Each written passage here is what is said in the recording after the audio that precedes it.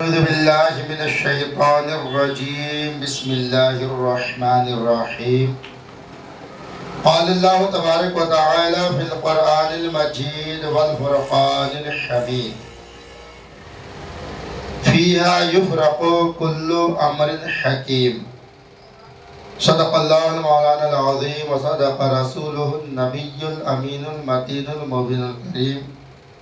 ونحن على ذلك لمن الشاهدين والشاكرين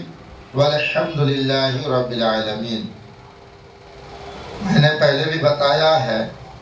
شاعر فرماتے ہیں مبارک ہو مومنو آئی شب برات، مبارک ہو مومنو آئی شب برات، رحمت خدا کی بن کے چھائی شب برات، رحمت خدا کی بن کے چھائی شب برات، اور رب قدیر کہتا ہے بندوں سے مانگ لو، رب قدیر کہتا ہے بندوں سے مانگ لو، اس لیے ہم نے بنائی شب برات، اور کرتے رہے تلاوت عبادت تمام رات۔ شعر کو سماعت کریں، کرتے رہے تلاوت عبادت تمام رات، خود مصطفیٰ نے ایسے منائی شب برات، خود مصطفیٰ نے ایسے منائی شب برات۔ اور سنت رسول کی ہے زیارت قبور کی، سنت رسول کی ہے زیارت قبور کی، کیجئے کچھ ان کے حق میں بھلائی شب برات، کیجئے کچھ ان کے حق میں بھلائی شب برات۔ معزز سامعین، آئیے ہم اور آپ آغاز گفتگو سے قبل مدینے کے آقا، ہم امتوں کے غم گسار، نائب پروردگار، شافع روز شمار، جناب احمد مجتبی محمد مصطفیٰ صلی اللہ تعالیٰ علیہ وسلم کی مقدس بارگاہ میں غلامی کا ثبوت دیتے ہوئے جھوم جھوم کر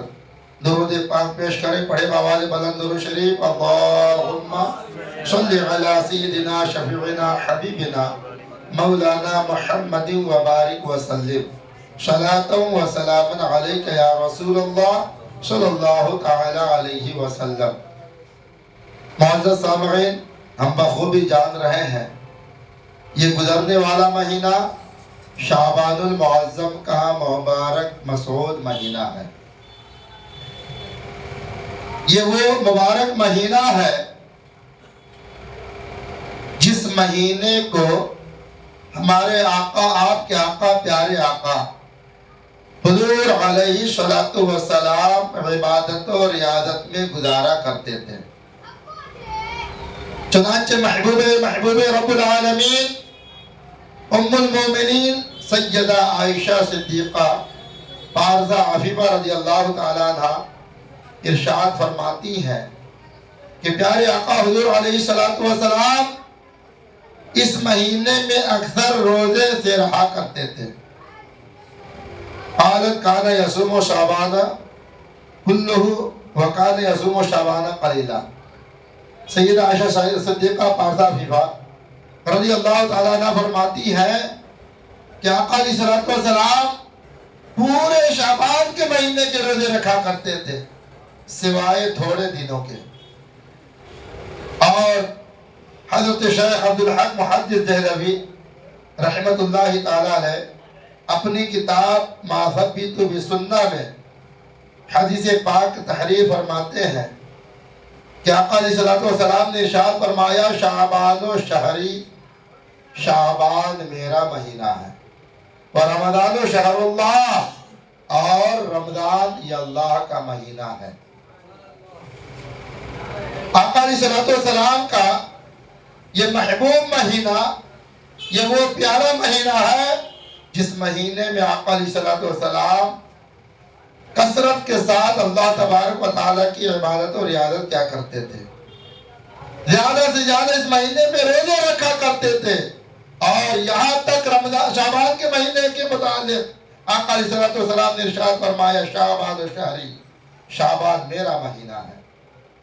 حضرت عارف رومی علیہ الرحمہ فرماتے ہیں محبت کا یہ وصول ہوتا ہے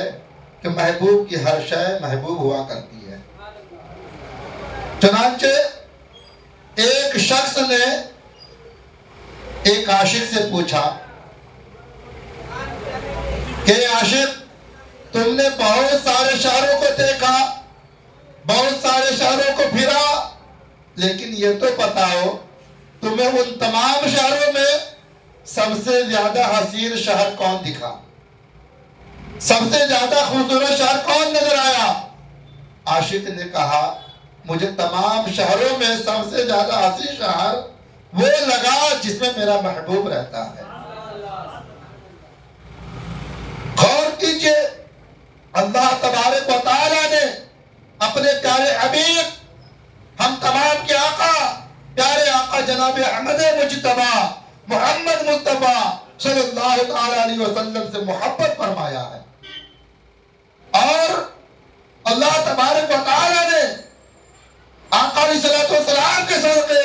آقا علیہ السلام کے مقدس شہر کی بھی قسم کھائی ہے۔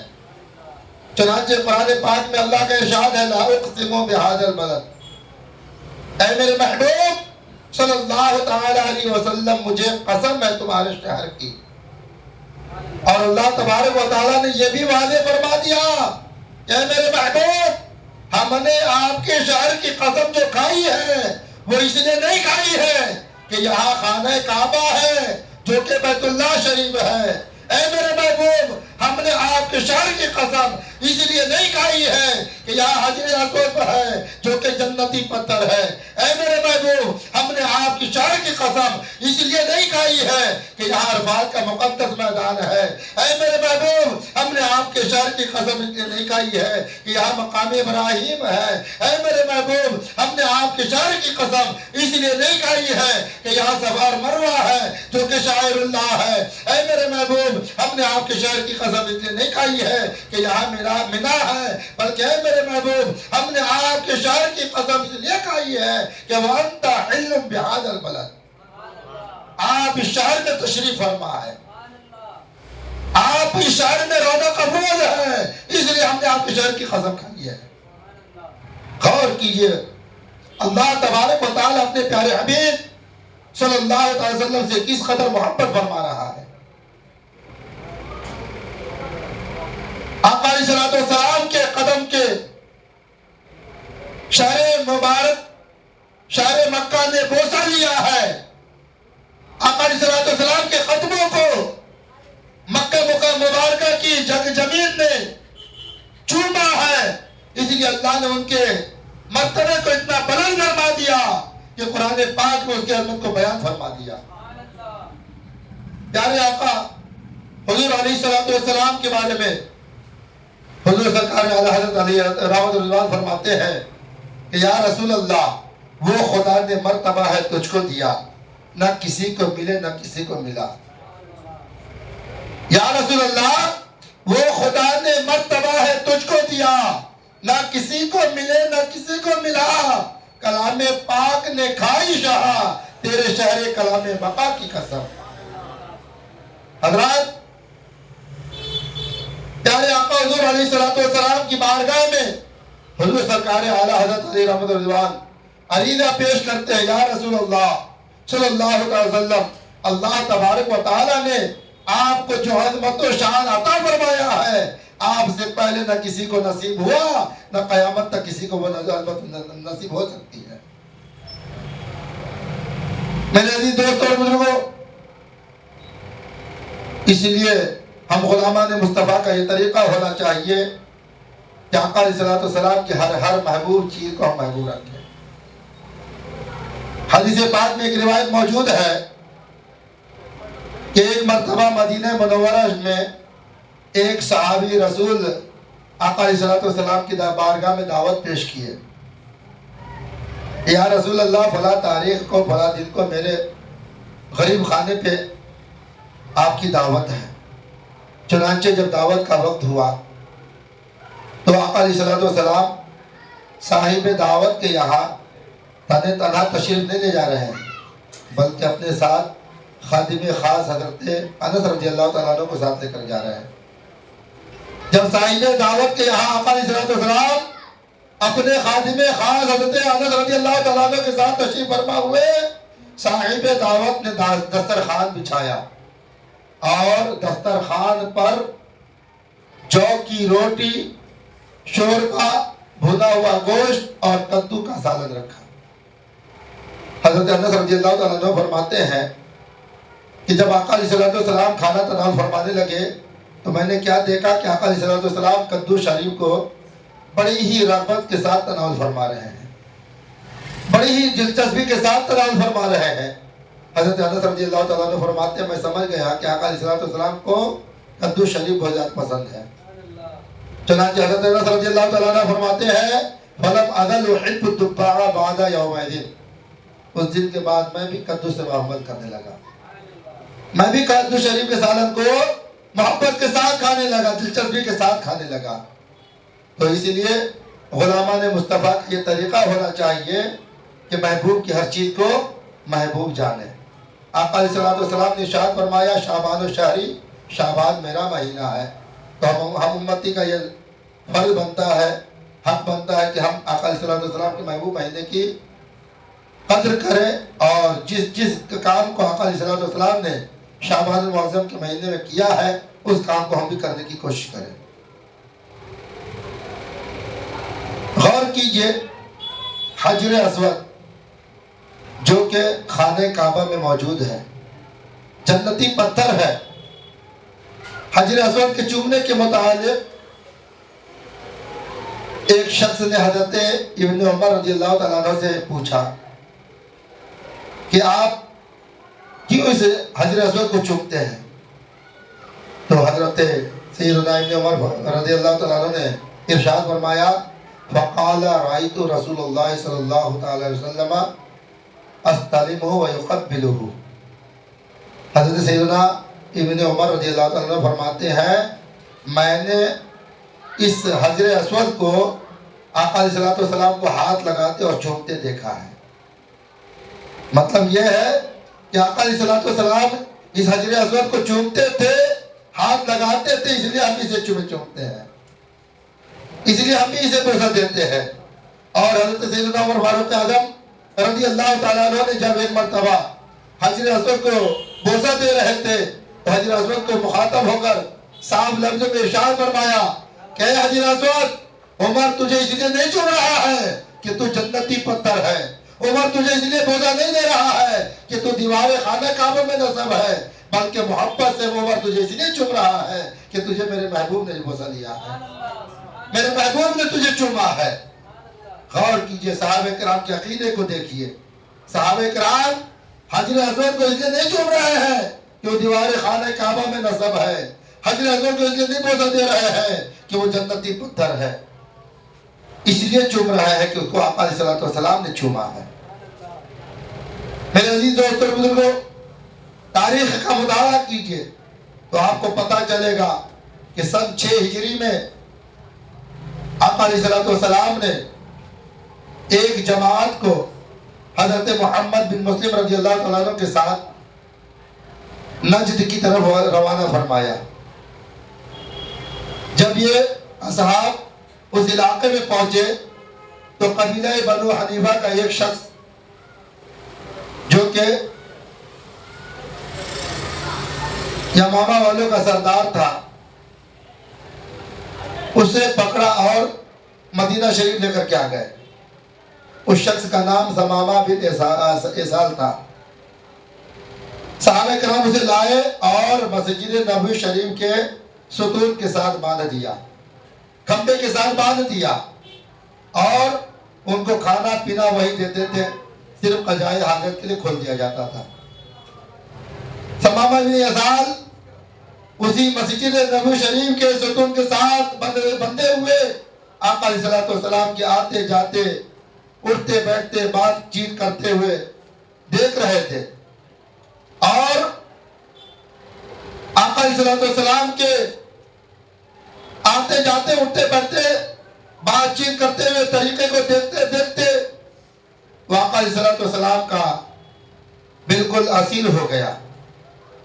دل ہی دل میں آقا علیہ السلام کو چاہنے لگا، محبت کرنے لگا۔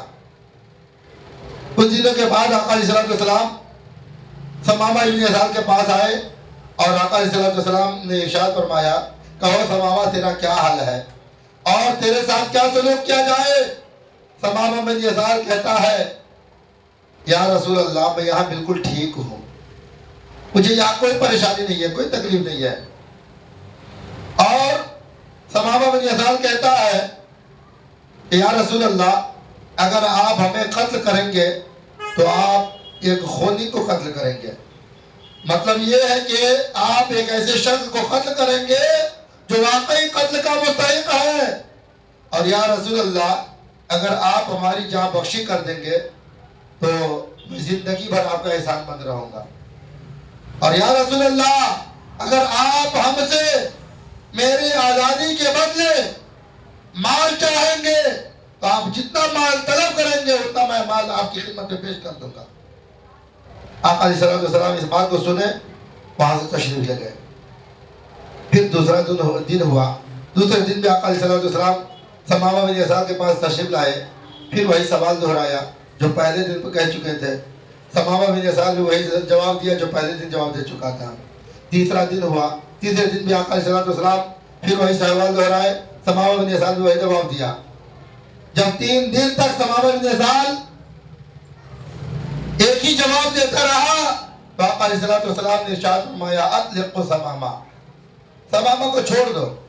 آزاد کر دو۔ ثمامہ بن یسار 3 دن تک آقا علیہ السلام کے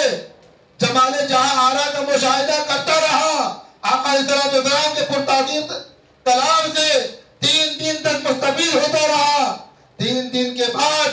جب بغیر کسی سزا کے، بغیر کسی فدیے کے، بغیر کسی جو ہے تکلیف کے ان کو آزاد کر دیا تو وہ زلف رسول کا حصیر ہو گیا۔ آقا علیہ السلام کا دل سے عاشق بن گیا اور آزاد ہوتے ہی مسجد نبوی شریف سے باہر گیا اور قریبی باغ تھا، باغ میں غسل کیے، پھر واپس تشریف لائے اور آقا علیہ السلام کے قدموں پہ گر گئے۔ شاعر اسی کو کہتے ہیں گر کے قدموں پہ قربان ہو گئے، گر کے قدموں پہ قربان ہو گئے، پڑھ لیا کلمہ مسلمان ہو گئے۔ ثمامہ بن یسار آقا علیہ السلام کے قدموں پر گرا اور آقا علیہ السلام کا کلمہ پڑھ کر کے مسلمان ہو گیا۔ پھر آقا علیہ السلام سے عرض کرتا ہے یا رسول اللہ صلی اللہ تعالی علیہ وسلم میرے نزدیک آپ سے بڑھ کر میرا کوئی دشمن نہیں تھا، لیکن یا رسول اللہ اب آپ کا رخ انور مجھے دنیا کے تمام لوگوں سے زیادہ پیارا لگنے لگا ہے۔ یا رسول اللہ میں آپ کے مذہب کو، مذہب اسلام کو دنیا کے تمام مذہبوں سے برا سمجھتا تھا، لیکن یا رسول اللہ اب آپ کا مذہب اسلام مجھے سب سے زیادہ محبوب لگنے لگا ہے۔ یا رسول اللہ مجھے آپ کا شہر مدینہ تمام شہروں سے زیادہ ناپسندیدہ تھا، لیکن یا رسول اللہ آپ کا شہر مدینہ اب مجھے تمام شہروں سے زیادہ پیارا لگنے لگا ہے۔ میرے عزیز دوستوں اور بزرگوں غور کیجئے، جب تک دل نور ایمان سے منور نہیں تھا، نہ مدینے سے محبت تھی، نہ مدینے والے سے پیار تھا۔ جب دل نور ایمان سے منور ہو گیا، مدینے سے بھی محبت ہو گئی، مدینے والے سے پیار ہو گیا اور محبوب کی ہر چیز کو محبوب جاننے لگا۔ اسی لیے اب غلامان مصطفیٰ کا یہ طریقہ ہے کہ آقا علیہ السلام نے ارشاد فرمایا شعبان و شہری، شعبان میرا مہینہ ہے، تو اہل محبت نے، عاشقان مصطفیٰ نے شعبان کے مہینے کے ساتھ محبت قائم کر لی۔ میرے عزیز دوست اور بزرگوں، یہ شعبان المعظم کا مہینہ بہت ہی عظیم مہینہ ہے، بہت ہی بابرکت مہینہ ہے، اور اسی مہینے میں ایک رات ایسی ہے جسے شب برات کہا جاتا ہے، جو آج کی رات ہے، شعبان المعظم کی 15 تاریخ کی رات ہے۔ یہ تمام مہینوں کے تمام راتوں سے زیادہ بہتر مہینہ ہے، سب سے زیادہ عظیم مہینہ ہے، اور اس مہینے کے فضیلت کو بتاتے ہوئے اللہ تبارک و تعالیٰ نے قرآن پاک میں ارشاد فرمایا فیہا یفرق کل امر حکیم، یعنی ہر حکمت والا کام اس رات میں بانٹ دیا جاتا ہے، ہر حکمت والا کام اس رات میں تقسیم کر دیا جاتا ہے۔ صاحب تفسیر روح البیان اس آیت مقدسہ کی تشریح فرماتے ہوئے ارشاد فرماتے ہیں کہ اس رات میں اللہ تبارک و تعالی روزی اور رزق کا پروگرام حضرت میکائیل علیہ السلام کے سپرد فرماتا ہے، اعمال افعال کا پروگرام حضرت اسماعیل علیہ السلام کے حوالے فرما دیتا ہے، اور مصائب و علام کا پروگرام حضرت اسرائیل علیہ السلام کے سپرد فرما دیتا ہے۔